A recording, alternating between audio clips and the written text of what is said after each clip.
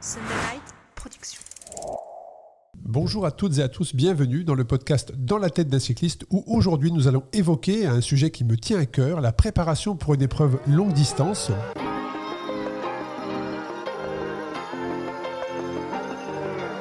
Bienvenue sur le podcast Dans la tête d'un cycliste, l'émission dédiée à tous les passionnés de vélo sous toutes ses formes. Chaque semaine, Arnaud Manzanini part à la rencontre de celles et ceux qui font le cyclisme pour nous inspirer et nous aider à nous améliorer. Pour co-animer l'épisode avec moi, j'ai la chance d'accueillir Loïc Leplout. Bonjour Loïc. Salut Arnaud. Alors pour préparer une épreuve de cyclisme longue distance, il est important de suivre une stratégie spécifique qui vous permettra de développer les qualités nécessaires à l'épreuve. Alors en introduction de l'épisode, Loïc, quelle direction tu peux nous donner sur les différentes étapes à respecter pour préparer de la meilleure des manières une épreuve longue distance ? La problématique, et comme j'aime bien le dire, est systémique. C'est-à-dire qu'elle est, elle est dépendante de plusieurs systèmes qui vont être l'entraînement, évidemment, mais aussi la nutrition et une particularité qui est la gestion du sommeil. Enfin, l'entraînement du sommeil. Et ça, c'est quelque chose qui est vraiment particulier et qu'on retrouve chez les voiliers, chez les coureurs, les navigateurs. Les navigateurs, tout à fait. C'est très proche d'ailleurs. La gestion du sommeil est très très proche. La particularité, c'est que eux ont toujours leur bateau qui est en mouvement quand ils font leur micro-sieste, alors que le cycliste, lui, s'arrête. Mais le danger vient que le navigateur n'a en tout cas très peu de risque de choc au moment où il s'endort, alors qu'un cycliste qui s'endort sur son vélo, ça peut être dramatique.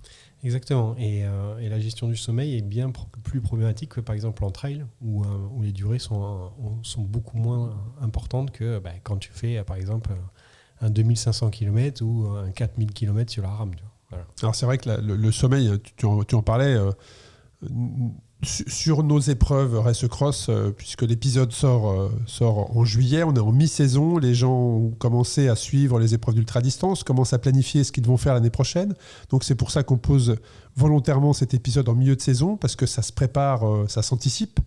Déjà son agenda, son calendrier de l'année suivante, généralement en ultra, se positionne sur le dernier trimestre de l'année.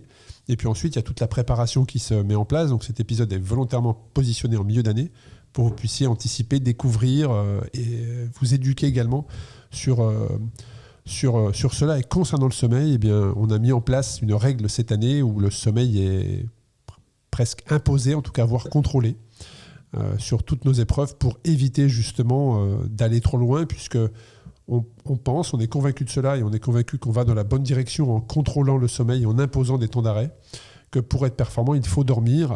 Et malgré tout, il y a quand même certains cyclistes ultra-distance qui s'amusent sur les réseaux sociaux à communiquer le fait qu'ils sont très performants parce qu'ils n'ont pas dormi pendant 2-3 jours. Nous, on pense le contraire. On pense que c'est dangereux de raisonner comme ça et qu'il faut dormir pour être, en sécurité, mais 2, optimiser sa performance. Donc, clairement, je pense que tu as rencontré un paquet de navigateurs. Il n'y en a aucun qui te dit « je ne dors pas pendant une semaine ». Alors ça, c'était la génération d'avant. La génération d'aujourd'hui s'est dit, mais en fait, moi j'aime la voile, mais par contre, je ne suis pas convaincu qu'il faille ne pas dormir. Et donc, ils ont développé tout un tas de stratégies. C'est généralement des gens qui sont quand même bien câblés. Ils ont creusé et aujourd'hui, tous le reconnaissent. Il faut dormir, en fait. Alors, il y a différentes techniques pour ça. Je ne dis pas qu'il faut faire des nuits de 8 heures, mais il y a différentes techniques qui font que les navigateurs dorment et sont performants et sont lucides. Il y a eu des accidents. Je pense notamment à un navigateur anglais qui était en tête de la route du Rhum et qui, la veille de l'arrivée, il a échoué sur l'île d'arrivée, en fait. Et donc, il a fallu le tracter pour qu'il sorte de la roche. Et donc, il a pris un temps de pénalité qui fait qu'il a perdu l'épreuve, mais il était en tête de l'épreuve et il s'est affalé de fatigue. Voilà. Donc, il faut dormir pour être performant. Aucun spécialiste du sommeil te dira qu'il ne faut pas dormir pour performer. Ça n'existe pas. Il n'y a aucune étude qui le montre. Voilà, une pensée pour Rémi Urdiel qui nous accompagne. La prise de décision que l'on a faite dans nos Race Cross, c'est de dire on va contrôler le temps de sommeil. On ne l'a pas pris parce que on s'est mis autour d'une table. On s'est dit tiens, on va gérer le sommeil. Non, on a travaillé pendant 6 mois avec un spécialiste qui est Rémi Urdiel, qui a d'ailleurs sur nos épreuves Race Cross déclenché une étude scientifique qui va durer 3 ans et qui permettra à l'issue de cette étude de dire voilà le sommeil dans le cyclisme ultra-distance. Donc oui, on est entouré de ça. Mais revenons à notre sujet, c'est comment préparer une épreuve d'ultra-distance. Il y a le sommeil, on va y revenir. Mais à la base, quelqu'un qui vient te voir, Loïc, et qui te dit, ben voilà, moi, je veux préparer une épreuve d'ultra-distance. Quels sont les premiers entretiens, les premiers mots que tu échanges avec lui ? C'est marrant comme question que tu me poses, parce que c'est quelque chose que j'ai vécu là dernièrement. La première chose, il faut être honnête avec la personne, c'est lui dire s'il va être capable ou pas capable de le faire. Et aujourd'hui, là, tu as mis des limites pour la course. Et c'est un des peu limites ça. en temps. Ouais, en référence. Ah oui, en référence, effectivement. Alors, c'est ce qu'il faut savoir, c'est qu'aujourd'hui, dans le cyclisme ultra-distance, il y a plusieurs types d'épreuves d'ultra-distance qui arrivent. Déjà, je pense qu'il faudra choisir votre épreuve qui va effectivement vous permettre d'aller vers un objectif. Mais aujourd'hui, vous avez du cyclisme ultra-distance avec assistance, très peu pratiqué en France. Sans assistance, très courant en Europe. Donc vous avez déjà le choix entre est-ce que je le fais avec assistance, est-ce que je le fais sans assistance. Ensuite, vous avez le choix de choisir vos épreuves. Est-ce qu'il y a un temps limite ou pas de temps limite ? Et puis ensuite, c'est est-ce qu'il y a une trace autorisée ou est-ce que la trace est libre ? Et en fonction de tout ça, ça fait déjà une multitude de choix. Vous avez encore des règlements que je vous invite à lire, très clairement. Ça, c'est l'organisateur qui parle. Je vous invite à lire les règlements parce qu'il y a encore des spécificités de points de contrôle, de s'arrêter sur les bases de vie, de pouvoir passer sans s'arrêter. Enfin bref. Donc vous avez déjà un choix à faire. Et comme il y a une épreuve d'ultra-distance qui sort quasiment toutes les semaines, je vous invite à lire les règlements, à regarder l'organisation, tout ce qui va vous permettre d'évoluer et de vous faire plaisir en toute sécurité. Voilà. Et il faut être très progressif pour Exactement. gagner en expérience. Parce et que donc vous avez la distance. Et aujourd'hui, on me pose souvent la question, peut-être qu'on te la pose à toi, mais c'est à partir de quelle distance ou qu'est-ce qu'une épreuve d'ultra-distance ? À quel moment on dit que cette épreuve est une épreuve d'ultra-distance ou pas ? 24 heures. 24 heures, ouais. Alors moi, j'aurais tendance à dire le kilomètre, mais aussi le dénivelé. Donc oui, à partir du moment où je te rejoins, à partir du moment où on passe une nuit sur le vélo, on rentre dans quelque chose qui est de la longue distance. Alors l'ultra, moi je le mettrais plus sur 3 jours, 5 jours. 3 jours, 5 jours. Mais en tout cas, oui, à partir de 24 heures sur un vélo, on peut considérer que vous êtes quelque chose qui sort de la norme. Parce que déjà, tu dois gérer le sommeil. Tu dois gérer le sommeil. À partir du moment où tu dois commencer à t'entraîner pour le sommeil, moi je considère comme c'est de l'ultra. Donc la personne vient te voir, elle te dit voilà, moi je veux faire une épreuve d'ultra. Je veux faire comment ça s'appelle, pas la rame, mais la course à travers l'Europe là. La transcontinentale. Très bien. T'as fait quoi ? Je sais pas, je cours en première catégorie depuis 20 ans. Non, en fait. C'est pas comme ça que ça va se passer. Il va falloir prendre des étapes. C'est ça, en fait. C'est ça, pareil. Je pense que quand tu dis à quelqu'un... Ça t'est arrivé ? Oui. Quand tu... Là, c'est violent. Là, oui, c'est violent. Ou même la rame, tu vois. Ça m'est déjà c'est violent parce que c'est ce que j'ai vécu, moi, en 2013, donc il y a 10 ans, sur Race Across America, où j'y suis allé, en étant un coureur de compète. Et j'ai pleuré sur mon vélo. J'ai vraiment pleuré. Quand je te dis j'ai pleuré, et j'ai vraiment pleuré de souffrance, de douleur sur mon vélo. Pour ceux qui nous écoutent, il faut y aller progressivement parce que c'est un sport à part. Il n'y a pas de comparaison. Même si, j'imagine, si on vous dit je vais aller faire l'UTMB, l'Ultra Trail du Mont Blanc, vous allez dire c'est 180 km à pied. Mais dites-vous que la rame, c'est 6 fois. C'est 6 fois en termes de temps, c'est 6 fois, voire 7 fois plus de temps. En temps d'effort en continu. Donc, c'est pas parce que c'est du vélo et qu'il n'y a pas de casse musculaire qu'on peut faire n'importe quoi. Donc déjà, il faut être raisonnable. Et même si on a une expérience dans le vélo, il faut pouvoir se dire écoute, là je débute dans cette épreuve. Je le dis parce que moi je me suis lancé là-dedans alors avec un peu plus de recul parce que j'avais fait l'erreur dans le triathlon, donc tu vois j'avais quand même un peu prévu, mais je me suis rendu compte très vite que j'étais hors du cadre et que j'étais dans un truc qui dépassait l'entendement, quoi. Voilà. Et faut vraiment, on s'en rend pas compte forcément au début, mais vous allez voir qu'au fil des entraînements, très vite vous allez comprendre que là il y a des choses où vos repères ont disparu complètement, et c'est même si vous avez été un super coureur, c'est compliqué. Ça n'a rien à voir. Ça peut être un fond, c'est-à-dire que vous avez un fond effectivement des capacités, mais dans l'ultra, ça n'a rien à voir. Je prends l'exemple de Jérôme Cousin, qui était professionnel, qui est professionnel, qui a arrêté sa carrière l'année dernière, et qui fait un peu de bikepacking, et qui a voulu faire d'ultra. Et en fait, en faisant, il s'est rendu compte qu'il n'y avait pas de confort. Que le soir, il n'allait pas à l'hôtel, dormir 8 heures, repartir. Et là, il s'est rendu compte que, en fait, il n'y arrivait pas, tu vois. Et pourtant, c'est un mec, il en a fait des kilomètres. Ouais. Alors Il maintenant, est un baroudeur en plus. j'imagine qu'il va se donner, peut-être qu'il va se donner ce défi pour en faire et qu'un jour il va en faire. Mais en tout cas, quand il a tenté, il s'est dit, mais là, ouch. C'est vrai que ça interpelle les professionnels qui très clairement suivent les épreuves. Hein. Je sais que les professionnels suivent les épreuves d'ultra-distance, sont impressionnés par les distances parcourues. Moi, je me souviens, lors de la première édition de Race Cross France, avoir croisé Romain Bardet au sommet de l'Isran. Oui, c'est ça. Au sommet de l'Isran, il était en préparation. C'est à l'époque du Tour d'Espagne, peut-être. Je vous dirais peut-être des bêtises, mais en tout cas, il était en repérage, en préparation avec ses équipes. Il y avait 2-3 équipiers avec lui. Et bon, il s'arrête, il voit la voiture logotée, il voit que c'est du vélo. Donc, il me pose la question, c'est quoi ? C'est une course ? Je lui dis, oui, c'est une course à travers la France. Il me dit, ah ouais, mais les coureurs, ils font quoi ? 200 bandes par jour ? Je lui ai dit, non, en fait, ils ont 2500 et ils ont 10 jours. À l'époque, c'était 8 jours. Hein. Première édition, c'était 8 jours pour le faire. Et je lui ai dit, ils font entre 400 et 600 km par jour. Et j'ai dû lui répéter, en fait. Hein. Il ne comprenait pas. Il ne comprenait pas. Mais les professionnels sont interpellés et de plus en plus testent, s'équipent de bagages et partent sur une journée faire 300, 500 ou en plusieurs jours. Mais on voit que le monde des professionnels commence à regarder un petit peu ce qui se fait. On a d'ailleurs Lachlan Norton qui a été détaché très clairement par l'équipe EF Éducation pour lui ne faire quasiment que ça. Qui a d'ailleurs peut-être même une plus grosse, si ce n'est aussi belle visibilité que ceux qui sont sur les tours, tellement c'est impressionnant. Oui, avec le Halte Tour, d'ailleurs, il y a 2 ans, qu'il avait en France, en sandales, qui a une performance, il y a une vraie performance physique derrière. Oui, tout à fait, je suis d'accord. Et donc le coureur vient te voir, donc tu définis son objectif avec lui, tu vois si c'est réalisable ou pas. C'est quoi l'étape d'après ? On définit une stratégie, un plan d'entraînement Alors là, ça va être tout l'art de comprendre comment il a encadré sa vie autour de ce projet. Parce que là, c'est là où on fait un deal aussi.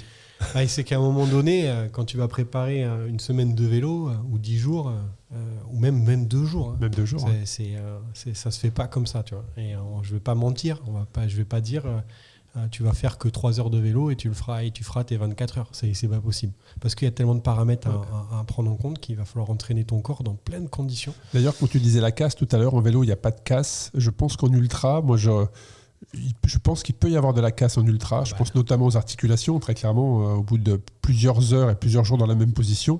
Si tu as eu une clavicule cassée il y a plusieurs années, je pense que les ligaments vont un peu commencer à couiner. C'est pas moi que tu veux le dire. J'ai perdu la sensibilité de mes mains pendant 3 mois. Voilà, mais quand je vous dis sensibilité, c'est que je ne pouvais plus tenir un stylo. Ouais. Je ne pouvais pas écrire. Enfin, je sais pas, il y a la perte de sensibilité. Alors ça part aussi de la position, de la selle, des cales. Enfin, parce que le mécanisme, en fait, il est simple sur la perte de sensibilité dans l'ultra-distance, c'est que tout part de la selle. Vous faites du vélo depuis plusieurs heures, plusieurs jours. Vous transpirez. Cette transpiration va couler le long de votre corps, va venir se positionner dans votre peau de chamois, sur laquelle vous êtes assise pendant 2-3 jours, non-stop, ou quelques heures d'arrêt. Donc votre peau va s'humidifier, elle va gonfler, elle va couper. Et donc là, les bactéries vont se mettre dans cette coupure et ça va créer des brûlures insoutenables. Donc comme vous avez mal à la selle, vous allez vous mettre en danseuse. Et donc là, vous allez mettre tout le poids de votre corps sur vos pieds et sur vos mains. Ce qui va se passer, c'est qu'aux pieds, vous risquez d'avoir des œdèmes et aux mains, vous allez perdre la sensibilité. Tu as tout résumé. Voilà, donc tout part de la position et de la selle et de l'hygiène. Je précise, de l'hygiène du cycliste, parce que tout se joue au niveau de la... C'est mon raisonnement personnel, mais pour moi, tout part de la peau de chamois et de la propreté, de l'hygiène au niveau de la selle, pour éviter ces brûlures. Et donc, il y a ces blessures-là. Rien que le choix du cuissard. Exactement. Je pense qu'il faut plusieurs mois pour trouver le meilleur cuissard. Et la selle, en fait, il n'y a pas position, de cuissard universel. C'est vraiment individuel. La selle, pareil, la position... Donc, il y a ces blessures. Après, il y a les genoux, mais ça apparaît au bout de 2-3 jours, généralement. Les tendons. Les tendons, voilà. Et puis, il y a surtout les muscles du cou. Puisqu'en ultra-distance, vous avez la probabilité, c'est une des raisons d'abandon, que les muscles du cou, comme ils n'ont pas l'habitude de tenir cette position 20 heures, voire plus sur 24, tétanisent et ne tiennent plus votre tête. Donc on voit sur certaines épreuves des coureurs qui trouvent des subterfuges pour que la tête soit relevée en attachant certains vont même attacher une chambre à air entre leur boyau et leur selle arrière pour tenir le casque. On voit des armatures en PVC, mais c'est des choses que j'ai vues. Donc voilà, il y a quand même des risques de casse, des casses qui peuvent pas arriver peut-être dans la préparation, c'est ce que tu voulais dire, je pense. Mais par contre, pendant l'épreuve, il faut bien avoir tout étudié, tous les comportements de son corps. Il faut se préparer à tout ça. Et il faut anticiper tout ça. Exactement. Tout ça, c'est hyper important. Et donc, tout le rôle de la planification et de la périodisation est hyper important. Alors, l'avantage que je trouve dans l'entraînement pour un ultra par rapport à un sport comme le triathlon, c'est la possibilité de faire des périodes choc et mettre beaucoup de repos. Ça, c'est vraiment, je pense, que la clé. Et je pense qu'il y a beaucoup d'ultracyclistes qui fonctionnent comme ça et qui sont performants. C'est-à-dire qu'ils vont faire sur des périodes très concentrées, beaucoup, mais aussi derrière faire des longues périodes de repos où ils vont faire très peu. Quand tu dis période choc, ça veut dire choquer son corps, lui faire des choses dont il n'a pas l'habitude, à n'importe quelle heure de la journée. Justement. 3-4 jours. Et par exemple, moi j'ai une routine où je fais avec les gens que j'entraîne pour l'ultra à plusieurs moments clés de la préparation de la course. On va faire par exemple... on va partir à 18h pour se retrouver à un point qui est un point dans les Pyrénées, qui est à Mauléon-Lichard, et on part de Bordeaux. Ça nous fait, en gros, on arrive vers 6h là-bas, tu vois. On part pas à 18h, on part à 22h. Donc vous roulez de nuit. On roule de nuit. Donc là, généralement, j'emmène les novices là-dedans, donc les premiers. On rejoint un autre groupe qui est arrivé en voiture là-bas, à 6h. Qui lui est frais. Un peu plus frais, on va dire. Voilà, on fait petit déjeuner et on enchaîne toute la journée avec eux. Tu vois, et après, le lendemain, on refait une longue sortie. Et donc, tu vois, en 2 jours et demi, t'as choqué ton corps. Mais derrière, par contre, on prend une semaine de repos. Tu vois, on prend une vraie semaine. Et on va répéter ça de façon en différenciant les expériences, tu vois, en travaillant de nuit, en travaillant 2 jours, en testant des alimentations différentes, en essayant d'aller dans des endroits où tu as accès à rien pour pouvoir gérer l'appauvrissement en calories. Tu vois, on va vraiment construire notre entraînement en fonction du contexte, donc en fonction de l'épreuve que tu prépares. Et en fonction des spécificités que tu vas rencontrer pendant cette épreuve et les spécificités de l'ultra. Et quand on parle ultra, là on n'est plus du tout dans les... Enfin, je me trompe peut-être, hein, mais on n'est pas dans les préparations intensives, on est plutôt dans l'endurance. Moi, je me souviens, quand je préparais les États-Unis, justement, je faisais des longues sorties dans des zones très faibles d'intensité. Donc au début, quand tu pars, tu calcules, tu dis, voilà, c'est vrai qu'à cette vitesse-là, je ne dois pas dépasser tant de doigts, tout temps de pulse. C'est vrai que les kilomètres sont très longs, mais c'est nécessaire à l'apprentissage que ton corps comprenne qu'il va devoir rouler lentement, mais longtemps. Alors que tu parlais de ton coursier tout à l'heure, qui est un très bon niveau. Lui, rouler à 25 pendant 10 heures, il ne va pas comprendre, parce qu'il est habitué à rouler à 35 pendant 1h30, 2 heures. Donc il y a une vraie aussi préparation psychologique sur ça. Je dirais, alors tu vois, je dirais pas rouler lentement, longtemps. Il faut apprendre à rouler vite, longtemps. C'est un peu différent. Je suis d'accord, mais à la première séance... au début, oui. Voilà. Oui, parce qu'en fait, ton corps va s'habituer, effectivement, tes zones vont bouger. Que le cyclisme traditionnel te développe des filières énergétiques qui ne sont pas en correspondance avec la qualité que tu dois développer pour l'ultra. Et je vais prendre un exemple, hein, c'est ce qu'on appelle le seuil ventilatoire. On va prendre même un truc plus simple, une représentation plus simple, c'est la période où tu utilises le mieux les graisses. Cette intensité-là, dans l'ultra, elle est primordiale. Bien sûr, c'est ce qu'on appelle d'ailleurs les sorties brûle-graisse. Hein, c'est les sorties d'une journée, en fait. Il n'y a pas de discussion. Non, on est d'accord. Et en fait, cette période-là, elle définit un seuil. D'accord ? Et ce seuil-là, plus il est haut, donc il faut prendre une espèce d'échelle, plus il est important, c'est comme la PMA. Plus tu vas vite, sans monter... en étant économe. Tout à fait. Et ça, sans brûler de graisse, sans faire d'acide. Ouais. Je ne dirais pas comment il faut faire, c'est mon secret. non, je peux détailler un petit peu, mais l'objectif, c'est vraiment de travailler cette zone-là, parce que c'est votre survie. C'est le carburant, tout à fait. Ouais, et c'est votre performance aussi. Exactement. Si tu sors de cette zone, si tu montes trop haut, tu vas créer du déchet, et là, en ultra-distance, tu le payes à un moment donné. Tu payes l'addition. Tu ne peux pas te permettre en ultra-distance d'être dans un col. On parlait de flow tout à l'heure avec Marion. Tu ne peux pas te permettre d'avoir une période où tu lâches les chevaux. En ultra, tu payes en fait. Tu peux pas... Il n'y a pas de bon, je me fais plaisir sur 1 heure, j'accélère et après je récupérerai. Oui, tu vas récupérer, mais peut-être que 24 heures, 2 jours après, tu payes l'addition. Très clairement. Donc il faut vraiment connaître ces zones-là très précisément et en tout cas en début d'épreuve, après tout dépend ce qu'est le début quand tu pars sur 10 jours, est-ce que c'est 24 heures ou 3 jours, mais il faut pouvoir le contrôler. Après, ton corps, il manque d'énergie, donc il fera ce qu'il pourra. Ce phénomène, il s'explique en fait. Quand tu utilises les lipides, donc c'est de façon optimale à basse intensité, comme on dit. Alors, basse intensité, c'est discutable parce qu'il y a la basse intensité, ça va vite, tu vois. Mais c'est exactement ça. Et, par contre, quand tu vas augmenter l'intensité, tu vas avoir besoin de plus d'énergie sur le moment et tu vas faire appel à d'autres substrats énergétiques. Et notamment, tu vas consommer plus de glucides ou de glycogène qui sont dans tes réserves. Et plus tu vas augmenter comme ça, plus ça va être long et intense, plus ça va être de cet ordre-là. Et donc, en fait, quand tu te retrouves dans l'ultra, des glucides, mon garçon, c'est là la complexité de l'histoire. Donc tout ça se prépare en amont. Mais tu vas te retrouver à des moments où tu n'en as pas. Parce qu'il est 2 heures du matin, tu es dans le Ventoux, il te reste 3 km, tu te sens bien, tu appuies sur les pédales, mais fais gaffe parce que tu n'as rien pendant 4 heures derrière. Tu n'as pas une boulangerie les dimanches, tu ne vas rien trouver. Alors là, j'ai pris le Ventoux, c'est encore peuplé, mais il y a des endroits où ça peut ne pas l'être du tout. Par exemple, sur la course qui part d'Anglet, là, qui va au sud de l'Espagne, les endroits, ils vont dans le désert en Espagne, il n'y a rien. Il n'y a rien. Donc si tu fais l'erreur d'intensité, qu'est-ce que fait ton corps ? Il va aller chercher des éléments d'urgence pour compenser. Et donc ce qu'on appelle la néoglucogénèse, c'est d'utiliser par exemple les acides aminés pour produire des glucides. Et qu'est-ce que ça fait quand tu utilises les acides aminés ? Les acides aminés, c'est ce qui compose les protéines et ce qui compose les fibres musculaires. Qu'est-ce qui se passe ? Tu détruis les fibres musculaires. C'est un exemple. Ouais, tu peux aussi utiliser les cétones. Et donc forcément, tu rentres dans des voies d'urgence. Et qui dit urgence dit des voies qu'il ne faut pas aller. Ouais, parce que quand tu y vas, tu le payes. Donc, par exemple, tu vas utiliser les cétones.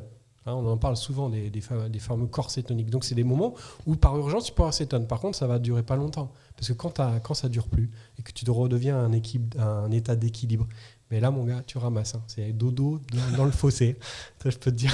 Avec ta couverture de survie. Voilà. Moi, je l'ai connu, ça, au tout début. Tu vois. Et là, tu comprends pas. Parce que tu te sens, tu sais, tu te dis. Tu découvres ton corps, comment il fonctionne. Moi, c'est bon, tu vois. Je peux rouler fort, je suis un rouleur. Et après, tu pleures. Bah ouais, voilà. Dans le fossé. Donc, effectivement, déjà, tu définis une stratégie. Tu élabores une stratégie autour des compétences, des capacités, de la distance qui va être parcourue, du type de parcours, de l'objectif aussi ou du temps estimé. Ensuite, pour maîtriser cette longue distance, comme on l'a dit, sur des zones plutôt à faible vitesse, tu vas incorporer des sorties de plus en plus longues que j'imagine que tu vas augmenter jusqu'à l'arrivée de cet objectif. Il y a aussi le choix du terrain qui va être important. Tu l'as dit tout à l'heure, sur quelqu'un qui habite dans une région qui n'est pas forcément vallonnée, il faut qu'il aille aussi chercher ce dénivelé. Donc ça, c'est la prépa physique. Elle se décompose en combien de temps ? Si tu avais une durée, quelqu'un qui veut faire une épreuve d'ultra en juin, à quel moment il doit commencer à rentrer dans une préparation ? Tout dépend de la distance que tu prépares et de ton expérience. Si tu débutes et que tu veux commencer sur un 300 à 500, c'est la même chose que si tu débutes pas et que tu veux te lancer dans un 2500 ou un 4000 km. Il faut commencer tôt. Et 6 mois, je pense que c'est vraiment je suis d'accord une période 6 mois, minimum. Minimum. Pour acquérir de l'expérience. Comprendre comment ça fonctionne, ton corps, les réflexes. Ouais. C'est pas la spécificité du vélo qui va rentrer, mais c'est tout ce qu'il y a autour. Et il faut vraiment comprendre qu'il faut du temps et de l'expérience et des erreurs, accumuler les erreurs pour apprendre. Après, il va falloir donc, comme tu as dit, augmenter la distance progressivement par ces week-end shocks, tu vois, progressivement pour se rapprocher. Il ne faut pas avoir peur de se rapprocher à l'entraînement à peu près de la durée de ce qui va se passer. Alors, quand tu fais une semaine, ça va être compliqué, mais sur un week-end. Sur un week-end, tu peux faire beaucoup, tu vois. Tu peux faire au moins sur un bloc de 3-4 jours ce que tu vas faire pendant la course, voire même plus, tu vois. Et le dénivelé, ça c'est hyper important. Ça c'est l'erreur que j'ai pu faire au début, moi perso. Alors que je l'ai pas fait faire. Mais ouais, sauf qu'en fait, la distance n'est pas la même, hein, c'est sûr. Tu parcours pas la même distance dans les Alpes mais musculairement, que ça dans n'a les Landes. Rien à voir. Ah bah exactement. Ah c'est ouais, ça. bah oui. Ah mais ça n'a rien à voir. Et ça, c'est pareil. Il faut pas hésiter à prendre quelques jours pour aller faire du dénivelé et à entraîner son corps à faire 24 heures de montagne n'a rien à voir avec 24 heures de plat. Ça n'a rien à voir. 24 heures de montagne, c'est des positions différentes. 24 heures de plat, tu peux te mettre sur les barres et en avant Guingamp, tu vois. Mais là, il faut monter, descendre. Tu es en danseuse, tu es assis, tu chantes de braquet. Difficulté, d'effort. Tu n'en peux plus, tu zigzags, tu t'arrêtes. La dépense calorique aussi n'est pas du tout la même. Hein. Ça n'a rien à voir, le changement de température. Donc ça, il faut s'entraîner, c'est indéniable. Alors on parlait justement de la dépense calorique, c'est la nutrition. C'est outre la prépa physique, il y a aussi l'alimentation. C'est se connaître, savoir ce qui convient, le sucré, le salé, à quel moment le prendre. Parfois même, tu peux rien prendre du tout parce que tu es dans un univers, dans une région où soit tout est fermé, soit il n'y a rien, très clairement. Ça, comment tu abordes ça avec tes coachés? Ou quels conseils tu peux donner aux auditeurs en tout cas? C'est une des raisons pour laquelle je privilégie les périodes d'entraînement intense avec beaucoup de repos. Parce qu'en fait, c'est difficile. Il ne faut pas se dire je vais simuler tout ce qui se passe pendant l'ultra à chaque entraînement. Parce que c'est des choses qui ne sont pas normales. Oui, c'est ce que j'allais dire, tu ne peux pas. C'est pas, voilà, peut pas. C'est pas normal et c'est délétère pour le corps. Et surtout qu'il y a beaucoup d'imprévus aussi et c'est hyper stressant. Mais la privation calorique, à un moment donné, ça a un bénéfice, mais trop, à un moment donné, ça n'a plus de bénéfice, c'est néfaste. Et c'est la même chose. De ne pas apporter de glucides à l'effort, c'est catastrophique sur du long terme. Donc moi, ce que je conseille, et ça c'est vraiment quelque chose qui me tient à cœur, il faut savoir s'entraîner de façon normale en ne privant pas son corps. Donc c'est-à-dire avec un apport glucidique à l'effort régulier. Sur les week-end chocs, partir tout le temps comme si on était au départ de la course, donc avec une mise à disposition de ces fameux glucides au départ, au moins sur les premières heures, puis après en fonction du contexte, simuler les problématiques, mais surtout, derrière, c'est là où il faut être intelligent. C'est que quand tu as fait ça, derrière, il faut se nourrir correctement pour limiter les effets délétères du stress oxydatif que tu as provoqué pendant l'effort. Et donc, qui veut dire apport glucidique si tu te rentraînes, ça c'est sûr, mais surtout apport d'acides gras essentiels, notamment des oméga 3, pour contrôler cet équilibre acido-basique qui a été créé pendant l'entraînement, qui va avoir des conséquences souvent très néfastes à long terme sur le corps et qui peuvent entraîner des burn-out. On connaît tous les deux quelqu'un qui a performé pendant longtemps sur le long et qui du jour au lendemain a disparu. Et il y a aussi l'avant.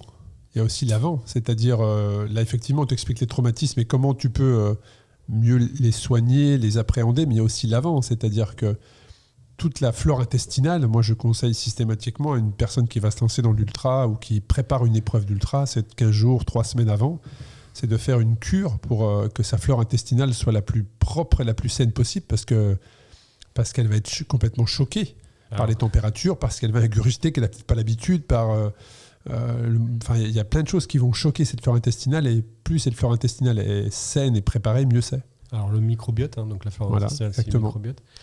Donc déjà, il faut savoir définir ce que c'est un microbiote normal. Donc ça, déjà, il n'y a personne qui peut le définir parce que c'est individuel. En tout cas, la pratique de l'ultra a un effet néfaste sur le microbiote, c'est que ça privilégie certaines bactéries par rapport à d'autres.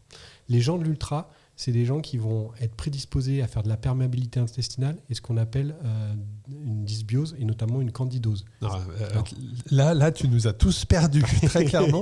Donc là, si tu peux parler français, s'il te plaît, Loïc. Du fait du stress oxydatif, il y a un dérèglement du système immunitaire qui se met en place et notamment du fait de la restriction des glucides à l'effort. Il y a un phénomène d'inflammation au niveau de l'intestin qui s'enclenche et qui fait que l'intestin devient perméable. C'est-à-dire qu'il y a des molécules qui vont sortir du Qui vont pas être absorbés correctement. Non, mais il y a des molécules qui passent dans l'intestin qui doivent pas être utilisées. Et bien, ces molécules-là, notamment en pro-inflammatoires, vont sortir. Et il y en a, ils vont aller se mettre sur le pancréas, d'autres sur le rein, d'autres sur les tendons. Voilà. Donc ça, c'est un phénomène que l'ultra entraîne. Donc ça, déjà, avant de régler son microbiote, il faut perméabiliser son intestin. Donc ça, c'est dire... alors pour te rejoindre, il faut se faire accompagner par un professionnel, mais des traitements avec des prébiotiques qui vont renforcer et un contrôle de l'alimentation et du stress oxydatif. Après, deuxième phénomène... Mais c'est quoi le risque de deuxième phénomène, en plus de ça, le risque de l'intestin perméable, l'accentuation de l'inflammation, des règlements du système inflammatoire. Et donc, par exemple, on en a parlé dans un autre podcast, par exemple, fracture de fatigue spontanée. Donc c'est un dérèglement. Les ostéoclastes, qui sont des cellules osseuses, qui sont du système immunitaire, vont interagir sur des molécules qui n'ont rien à faire là. Ok, très bien. C'est clair. Et fragiliser la trame osseuse. Voilà. Donc ça, c'est des conséquences. C'est insulinorésistance. Des gens qui ont un dérèglement de l'insuline et qui vont devenir diabétiques, par exemple. Voilà. Mais en plus de ça, tu as un dérèglement du microbiote. Et là, c'est encore plus handicapant. Alors, notamment avec le candida, qui est un champignon. Donc, c'est pas vraiment une bactérie, mais qui est au sein de l'ensemble de ta population de bactéries, et qui va prendre, qui est là, qui est présent chez tout le monde, mais qui va prendre l'avantage sur d'autres. Il va prendre le lead. Il va prendre le lead. Ouais, mais sauf qu'en fait, lui, il a des effets néfastes, tu vois, sur l'organisme s'il prend le lead. Et normalement, des troubles intestinaux. Ouais, ça, ce qu'on voit couramment. Ouais. Tu vois, des gens qui te disent au bout de 3 jours, bien avant. J'ai des diarrhées impossible de me contrôler, je saigne, toutes ces choses-là. C'est un lien avec la déshydratation quand même. Mais c'est tout, toi, c'est un ensemble. Le sang dans les selles, là on est sur la déshydratation quand même. La candidose, ça aussi entraîne des états psychologiques instables. Tu vois, la perte de motivation. Perte de repères. Le corps humain est quand même angoisse. Incroyable. Et ouais, non, mais c'est voilà, donc toutes ces choses-là. Et il y a d'autres bactéries, il y a d'autres choses. Et là, l'ultra provoque ces choses-là. Donc il faut faire de l'ultra parce que c'est merveilleux, qu'il y a plein de choses à côté. Simplement, il faut le faire intelligemment. Mais il faut avoir conscience, que c'est pas juste on prend sa machine et on part rouler des jours. Non, c'est que ça crée tout un chamboulement dans votre corps. Et qu'avec du partage d'expérience, de l'encadrement, vous allez mieux appréhender ces choses-là, faire moins d'erreurs et vous lancer dans de meilleures conditions. Donc là, on a parlé nutrition, on a parlé préparation physique, on peut parler également du sommeil, qui est déterminant, on en a parlé en introduction. Le sommeil est déterminant, bien emmagasiner des heures de sommeil avant votre week-end choc ou vos préparations ou votre épreuve, c'est important. Et surtout, ayez une stratégie, enfin ça c'est mon conseil, tu auras la parole Loïc, mais ayez une stratégie sur le sommeil. Vous avez bien une stratégie d'entraînement pour vous préparer, vous avez bien une stratégie sur votre vitesse, sur comment vous allez appréhender la course. Vous avez bien une stratégie sur la nutrition. En tout cas, il faut avoir une stratégie de nutrition pendant l'épreuve, sur les premiers jours, sur les premières heures. Et il faut en avoir une également sur le sommeil. Qu'est-ce que tu conseilles par rapport à ça ? C'est indispensable. Alors, je vais donner des conseils, mais mes recherches sont en cours. C'est-à-dire que c'est un sujet qui est tellement vaste et pas intuitif en fait pour nous. Qui est très personnel. Qui est très personnel et pas intuitif. Tu parles de sommeil aux cyclistes, comment gérer son sommeil. Tu vois, tu parles à un navigateur et c'est des sujets dont il parle depuis 20 ans. Mais dans le vélo, qui maîtrise parfaitement, dans le vélo, ça commence à arriver. Nous, on essaie de cadrer tout ça justement. On creuse un peu le sillon sur ça. Mais là aussi, on a fait un épisode avec Camille Pic de la Capsule Santé sur le sommeil. Donc, je vous invite à aller l'écouter. Et c'est très intéressant de prendre ces cycles circadiens, de voir comment ça fonctionne. Tout ça est très intéressant, mais tout ça est complètement cassé, choqué dans une épreuve d'ultra-distance. Voilà, donc déjà, la première étape, c'est d'apprendre à se connaître. On revient toujours au même, mais d'abord à se connaître. Donc aujourd'hui, il y a des objets connectés qui te permettent de comprendre quelle durée de sommeil profond, paradoxal. Ça se joue parfois à 15 minutes, 30 minutes. Exactement. Il faut voir dans quelle période, comment, après, pendant l'entraînement, pendant une période d'entraînement, c'est pareil que pas pendant. Donc ça, c'est essayer de comprendre, d'accord, pour savoir détecter le fameux Allemand qui bon, là, c'est avec assistance, c'est plus facile, mais ils avaient détecté des mouvements oculaires. C'est Christopher Strasser, effectivement. Pour le réveiller au bon moment, tu vois. Qui sera probablement présent sur SO Cross France 2024. On est en discussion, mais voilà, c'est quand même un monstre. C'est le numéro 1, très clairement, de cyclisme ultra-distance, qu'effectivement, quand il faisait Race Cross America, il avait un gros staff autour de lui, c'était quasiment professionnel. D'ailleurs, il a un niveau d'un coureur professionnel. Avait quelqu'un qui veillait à son sommeil et il faisait des micro-siestes de 5 à 10 minutes, pas plus. Et en fonction du mouvement de ses paupières, réveillait pour que ça soit dans la bonne phase, justement, et qu'il soit dans la phase d'éveil et qui lui permettrait de ne pas avoir trop de traumatisme ou de ne pas trop être choqué. Donc là, il y a c'était vraiment un sujet sensible. Et donc ça, c'est des choses qu'il a travaillé, qu'il a détectées. Donc ça, c'est important. Alors, tu vois, je travaillais avec une équipe et par exemple, il y a eu des expériences qui ont été faites. Tu vois, tu t'endors avec quelque chose dans la main. Et dès que tu la lâches, ça veut dire que ton corps... Ça, c'est des petits trucs. Et ça veut dire que ne serait-ce qu'en quelques secondes, il est reparti. Voilà, c'est exactement. Ça, tout à fait. Donc,